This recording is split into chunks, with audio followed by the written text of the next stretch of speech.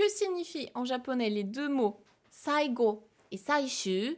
Dans quel cas on doit utiliser l'un ou l'autre pour dire le dernier, le final en japonais? Parce que c'est vrai que souvent ils ont la même traduction dans le dictionnaire, saigo et saishu. Le sens est globalement le même, mais est-ce qu'il y a une petite subtilité?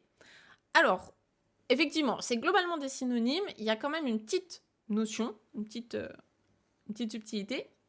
C'est que saigo, c'est un nom. Donc tu vas l'utiliser avec la particule no. Donc saigo no quelque chose. Par exemple, saigo no kotoba, le dernier mot, le mot de la fin, on va dire. Saigo no kotoba. Je voulais aussi te donner comme exemple en tant que thème de phrase. Ça peut être le thème de ta phrase, saigo. Par exemple, kono shousetsu no saigo, donc la fin de ce roman. Kono shousetsu no saigo wa happy end desu. Donc c'est une happy end, c'est une fin heureuse. La fin de ce roman. Donc là, saigo, ici, il n'est pas dans le sens le dernier quelque chose, c'est dans le sens la fin, vraiment le dernier passage du roman. Et tu peux aussi l'utiliser en tant que... avec la particule de derrière, ou ni. Saigo de ou saigo ni. Saigo ni, c'est dans le sens à la fin, au final, au terme de quelque chose. Ça peut être aussi saigo de parfois. Saishu, qu'est-ce que c'est?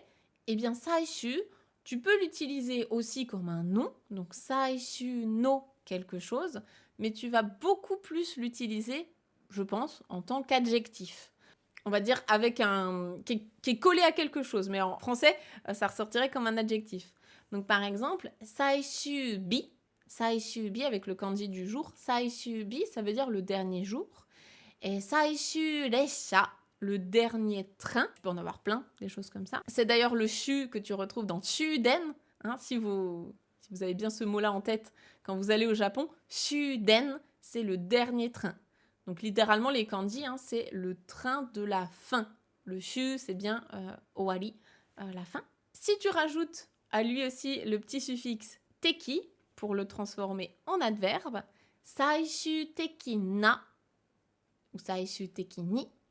Saishu teki na, en tant qu'adjectif, c'est définitif. Et saishu teki ni, c'est définitivement. Voilà, j'espère que ça pourra un petit peu plus t'éclairer sur ce petit mot.